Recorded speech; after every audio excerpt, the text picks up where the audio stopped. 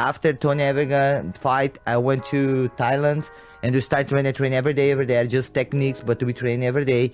And I'm bringing one friend, one athlete from South Africa, Madge, and he's having more than 100 fights, Muay Thai fights, Southpaw. This kid, real quick, let me give you, I know he's watching because he's a fan.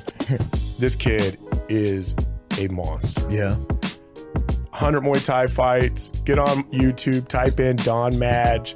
He's South Africa's lightweight world champion right now in MMA. He's a brown belt in jiu-jitsu. Wow. This guy And young. This guy's a beast. His UFC debut coming up here October 27th against Don Madge at UFC Fight Night 138 in Moncton. It is T. Edwards joining me here on the program for the very first time. T, how are you? Pretty good. How you doing? How do you feel like you match up against your opponent here, Don Madge? He'll also be making his UFC debut. Like a tall, lanky guy with a Thai background. I don't think he has much to offer me, if I'm being totally honest. He looks like he doesn't hit very hard. He's kind of used to being a tall, lanky guy. Throws a lot of volume, but he doesn't move his head offline a whole bunch. It only takes, one or two for me to connect clean for somebody to go down. That coupled with my wrestling, I don't think he's gonna do very well. I mean, granted, who knows what he's gonna actually bring to the competition.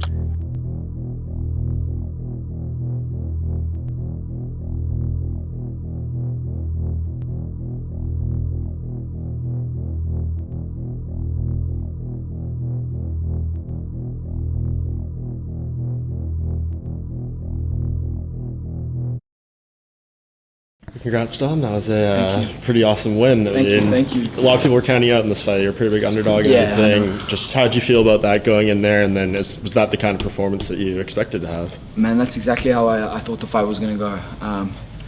I knew in his most dangerous round is his first round. He's an explosive, power puncher, wrestler. I knew that he wouldn't be able to put me away with a shot. I've been hit harder by much better strikers than he is. And that's exactly how I thought the fight was going to play out. I knew I was going to either KO him or submit him. How do you carry that momentum forward? What would you like to do from here? I know you take a little time off, but is there anyone that you see as a good fight for you or anything like that? I mean, I've always wanted a guy who's going to stand and trade with me. I think I got that tonight, even though he started shooting for takedowns. Any guy that's willing to stand and throw down in the pocket with me, I'm arms open.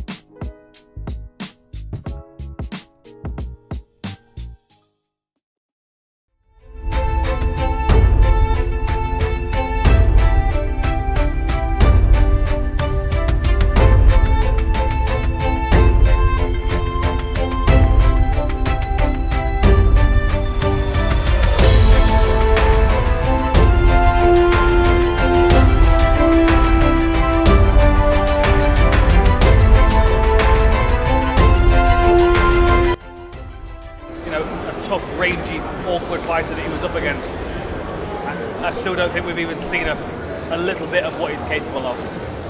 What I saw is him adapt. He worked his takedowns, he had good ground and pound. Sky's the limit for him, especially in this weight class. He's so big, he's so rangy, he's so long. And he's got that aggressive style. I remember interviewing him for his UFC debut, and he's just got a swagger about him, it's all very natural to him. It's good to see. Like I said before, I take no shortcuts. I think a lot of guys again, they feel sorry for themselves. I'm tired today, or I'm sore today, or this hurts, my neck hurts, my shoulder hurts, my knee hurts. I'm gonna take a week off. Not me. If I'm sore, I'm still training. If I'm hurt, I'm still training. No matter what, I broke my rib, I still trained. I couldn't fight, but I trained. I made sure I was always training. I think that for me is one of the things that sets me apart from others, that I'm constantly, because this is a martial art lifestyle. I'm not thinking just about my UFC career or my fighting career, I'm thinking about my life. My life is martial arts, and that's how it's always going to be. And as soon as you start slacking on that, then other parts of your life are going to fall apart. And it's happened to me. It's happened to me. I've seen it happen to me. I've won titles, I've lost titles, all because of that type of shit, you know, not being, you know, slacking on the martial arts, doing more promotions and appearances and shit, like worrying more about money and sponsors than about grinding, than doing this. And I think that's where a lot of guys get it wrong. And then also I think I've a lot of guys, they don't have losses and they don't have like hardships early in their career. It usually comes later in their career, and then they like start to question who they are. You know, I've lost my second fight ever, you know, and it was a co-main event, it was a big fight, it was a war, I lost, you know, and then I had like a couple losses back to back and same guys. So I've experienced the worst parts of this game. I've experienced it all. And when I go in there, I never think, oh, I don't want to lose. Losing is always the option. There's always a chance that you're going to lose. When you go in there, there's always a chance you're going to lose. But what separates me is that I love winning. So when I go in there, I'm not thinking, oh, I don't want to lose. I'm like, I'm going to win. I want to win. That's what I want to do. I don't believe I'm more talented than anyone. I don't believe that I'm more athletic or I'm more anything than anyone else. I just believe that I have a better mind than any of these guys. The way of the samurai is found in death. Meditation on inevitable death should be performed daily.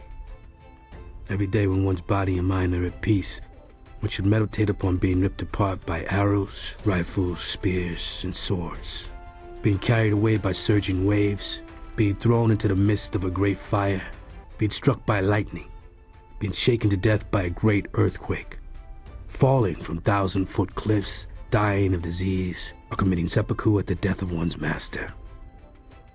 And every day, without fail, one should consider himself as dead. This is the substance of the way of the samurai.